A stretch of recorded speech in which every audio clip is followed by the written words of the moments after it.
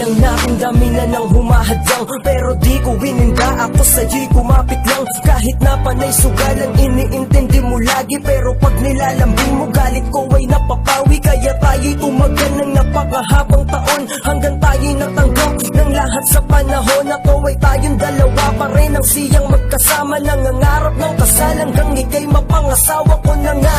Alam mo bang sa'yo ay masaya ako sa bawat araw-araw, maging sa pelikula nating dalawa kung saan lagi tayo ang tambal. Pero sabi nga ang tao at problema ay kambal, at dun pumasok ng balitang mayroon kang karamdaman, nagka-cancer ka dahil sa iyong kaabusuan na di mo pinaalam sa amin at pinalala mo. Magmula nun napakarami na sa atin ang nagbago. Mahal, wag kang bibitaw dito sa aking kamay. Malulumbay ako kapag wala ka na, dahil may pangako ka sa'kin. Sana wag mong baliin na magkasama tayo hanggang sa langit.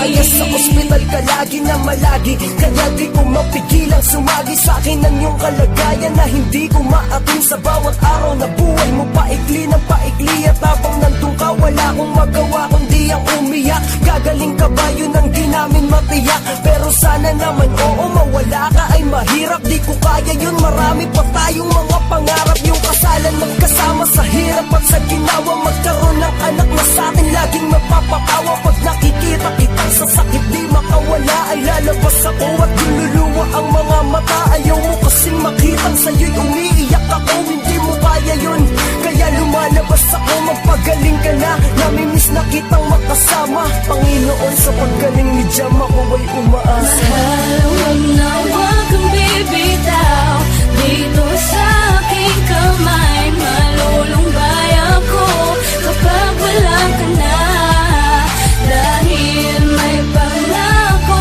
ka sa'kin. Sana wag mong baliin na magkasama tayo hanggang sa Kasi itong nagmamahal, merong hadlang palagi. Kala ko ito ay sa pelikula lang nangyayari, ayokong matulad doon, kaya sana ika'y lumabang para sa'kin.